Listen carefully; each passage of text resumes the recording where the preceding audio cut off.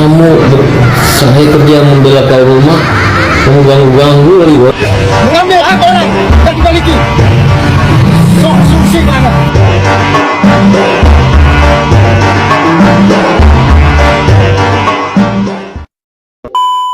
Maintain nih, abang yang nggak usah itu nggak usah. Nggak udah Pak. Buktinya kan? Bukti yang keparat maksudnya ya, Ya. Elsa. Nah, ini bukti dana mereka nih. Kayak begini Pak. Ini. Itu apa boleh dijelaskan nggak, Bu? Saya Ini bukan keparat. Ini perusahaan. Ini tadi dana yang terhimpun di sini, dana yang terhimpun di perusahaan inilah yang diambil alih oleh Elsa dan Farhat. Itu intinya. Dana yang diambil alih yang disita oleh Polda Jatim itu kembali semua karena perusahaan tidak terbukti investasi bodong. Tapi dana yang diamankan oleh lawyernya yang mengaku lawyernya supaya nggak disita katanya, itu yang tidak dikembalikan sampai sekarang. Sehingga yang punya dana mengatakan bahwa itu akan dibagikan ke para member-member yang memang susah gitu ya. Dan ini ada banyak sekali nih, cuma yang datang ini masih perwakilan, banyak sekali yang mau datang. Jadi coba Farhat lah yang menanggapi. Ya, kalau masalah lapor melapor, kami nggak mau tahu itu, silahkan. Ya silakan, tapi ini intinya ada dana kami yang dititip dan itu yang perlu dibalikin kepada teman-teman para UMKM sekalian. Kalau abang pribadi kerugiannya berapa, Bang? Kalau saya pribadi ada 3 miliar dan sudah dikembalikan 500 juta. Ada 3 miliar karena saya mengolah film waktu itu, kalau saya. Dan itu sudah diminta Bang Farhat bahwa dana Pak Andi aja dikasih katanya, tapi saya nggak mau. Saya melihat penderitaan member-member UMKM. Dan ini amanat ke saya dari Pak Sanjay juga secara tulisan tangan dan ada surat kuasa sepenuhnya ke saya bahwa tolong ditagih, ya, tolong ditagih dan berikan kepada para member yang memang membutuhkan. Ini ada itikat baik Pak Sanjay di sini sebenarnya. conference, lu udah keluar video lu yang baru. Langsung nyerocoh, cocot. Ini UMKM udah 8 jam yang lalu. Mana lu? Mana video tanggapan lu? Gue pengen tahu. Gue pengen denger.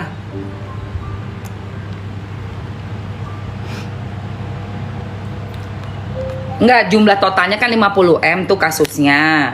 Nah, yang diamankan sama dia itu berapa M gitu. Nih, dengerin lagi dong. Nih. Abang yang nggak usah itu nggak usah. Bukti yang keparat maksudnya ya, Elsa. Nah, ini bukti dana mereka nih. Nih. Kayak begini Pak. Ini. Tuh. Itu apa boleh dijelaskan nggak, Bu? Saya Ini bukan keparat. Ini perusahaan. Ini tadi dana yang terhimpun di sini, dana yang terhimpun di perusahaan inilah yang diambil alih oleh Elsa dan Farhat. tuh. Itu intinya. Dana yang diambil alih yang disita oleh Polda Jatim itu kembali semua karena perusahaan tidak terbukti investasi bodong. Tapi dana yang diamankan oleh lawyernya yang mengaku lawyernya supaya nggak disita katanya, itu yang tidak dikembalikan sampai sekarang. Sehingga yang punya. Kembali lagi di IYO Channel.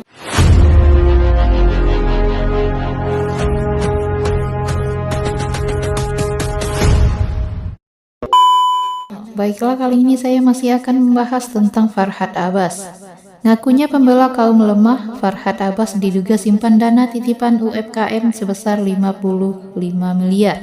Untuk selengkapnya, simak video berikut ini. Kalian dalam perlindungan Farhat Abbas, pembela kaum lemah. Agus di mobil yang satu lagi, kita akan menuju Polda dan membuat laporan polisi yang mempermalukan kalian, yang mengintimidasi, yang mengambil uang, yang menekan dan memfitnah. Kita proses hukum. Setuju? Cerita dong Bang, dana itu bisa sampai, dana titipan itu bisa sampai ke posisi Bang Farhat dan Bu Elsa Sarif nih. Ya. Kasih di badan. Baik, jadi dana tersebut bisa sampai ke Elsa dengan Farhat Abbas dan Siti Elsa Sarif itu di tahun 2019 akhir atau di awal 2020 itu ada perusahaan UMKM yang mana dananya masuk ke dalam perusahaan, lalu kemudian perusahaan itu dianggap, dikira ya, dituduh pasal investasi bodong.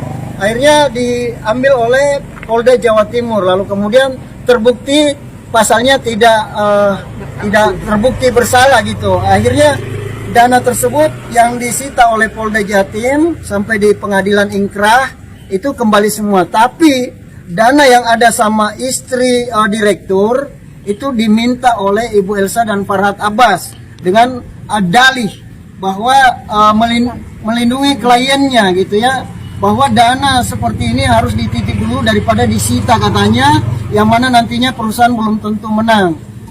Kalau nggak menang tetap dibalikin dana ini, dan itu ada tanda tangan dan bukti-bukti dana tersebut sebesar puluhan miliar rupiah. Gitu, Pak. Kalau abang ini berarti kan pedagang UMKM tersebut ya bang? Ya, pedagang UMKM semua nih, ada ratusan sebenarnya sih, ya banyak jumlahnya. Cuman ini perwakilan-perwakilan yang sempat hadir nih. Ya, total kerugiannya bang kalau semuanya itu UMKM-nya itu berapa bang?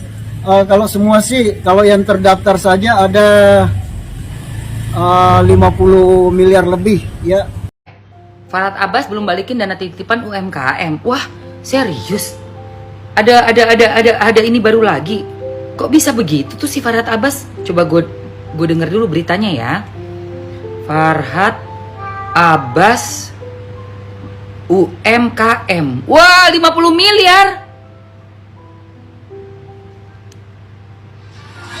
Farhad, kamu harus tahu ya, kamu ngaku goyang, tapi nggak paham hukum.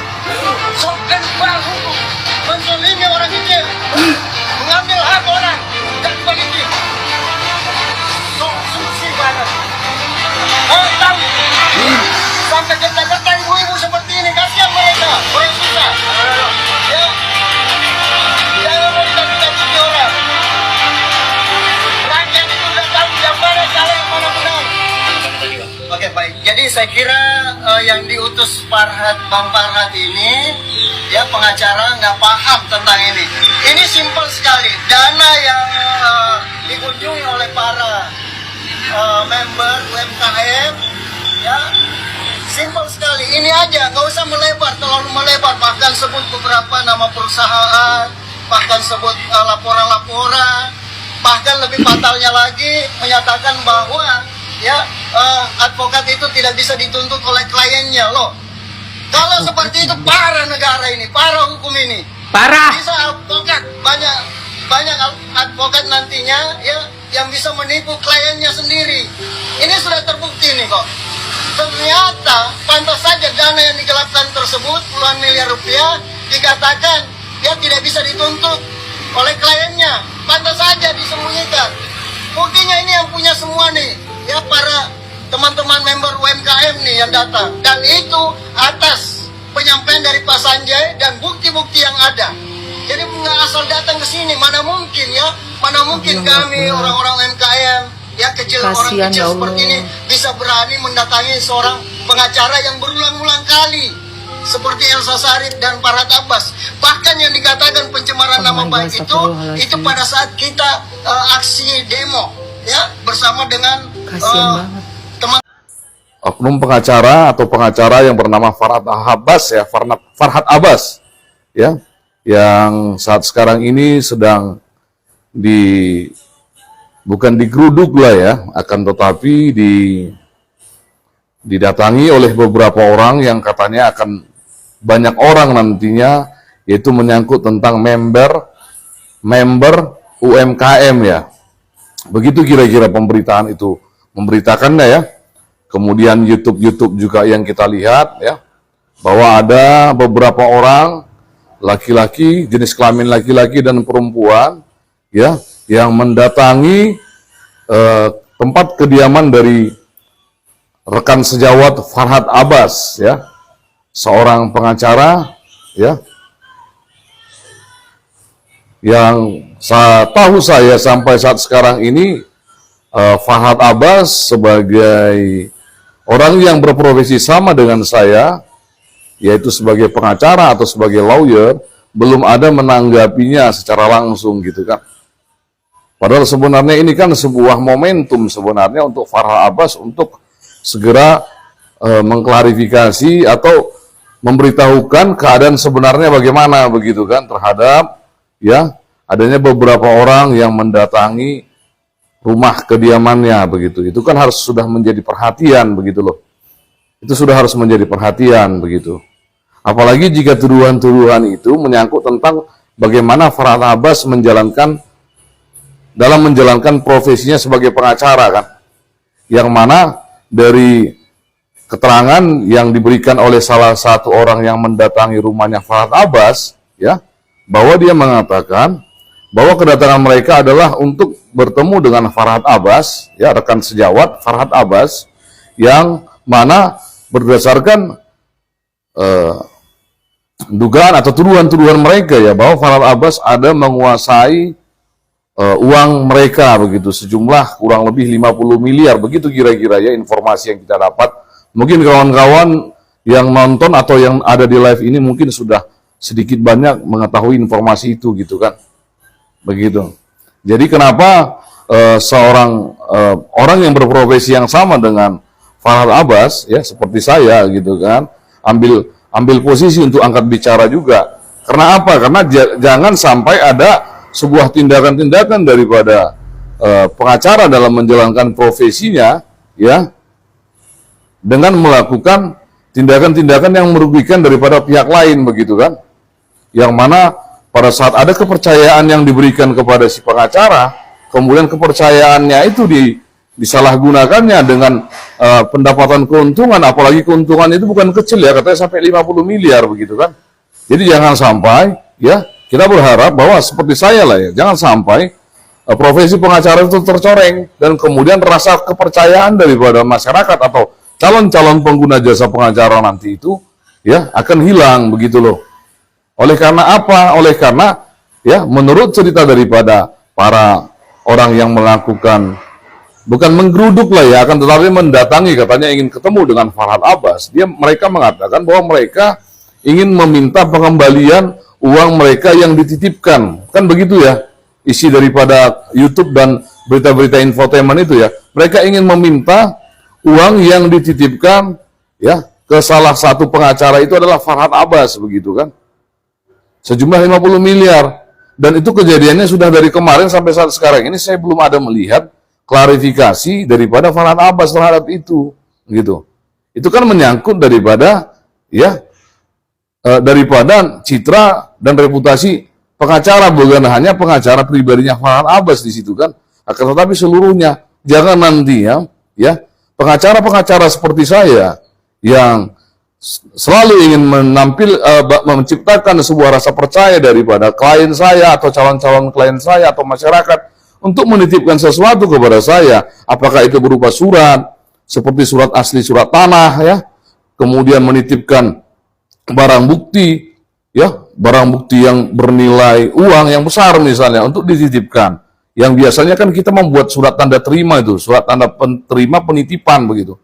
Yang sampai akhirnya ini menjadi presiden buruk yang nantinya tidak ada lagi rasa percaya. Artinya nanti jangan sampai, ya, calon klien atau para klien atau masyarakat akan menganggap bahwa cara-cara atau perilaku-perilaku pengacara yang menggelapkan daripada apa yang dititipkan kepada dia itu terjadi dan sering terjadi begitu. Jadi itu yang harus segera diklarifikasi oleh Farhad Abbas.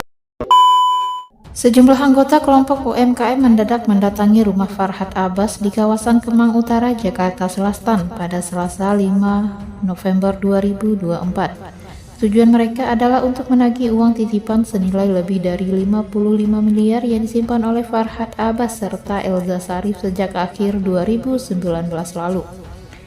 Usut punya usut, uang titipan ini berkaitan dengan kasus PT Chem & Camp, perusahaan yang pernah dituduh melakukan investasi bodong dengan menggait ratusan ribu member atau anggota. Setelah Direktur Maimels Kamal Teracan alias Sanjay divonis tidak bersalah, uang dari para member yang masuk ke perusahaan dikembalikan. Namun sebagian dana yang ada pada istri Sanjay justru diminta oleh Elza Syarif yang saat itu menjadi kuasa hukum Maimels. Rupanya Farhad Abbas disebut-sebut juga turut terlibat. Dana tersebut bisa sampai ke Elza dengan Farhad Abbas itu di tahun 2019 akhir atau awal 2020. Dana yang ada sama istri direktur itu diminta oleh Ibu Elza dan Farhad Abbas dengan dalih bahwa melindungi kliennya, kata Andi, perwakilan dari kelompok UMKM. Bahwa dana seperti ini harus dititip dulu daripada disita, katanya, yang mana perusahaan belum tentu menang. Kalau nggak menang, tetap dibalikin dana ini, dan itu ada tanda tangan dan bukti-bukti dana tersebut, sambungnya, dikutip dari kanal YouTube Star Pro Indonesia. Di luar dugaan, Farhad Abbas enggan menemui para perwakilan kelompok UMKM. Ia justru meminta salah satu tim memberi keterangan.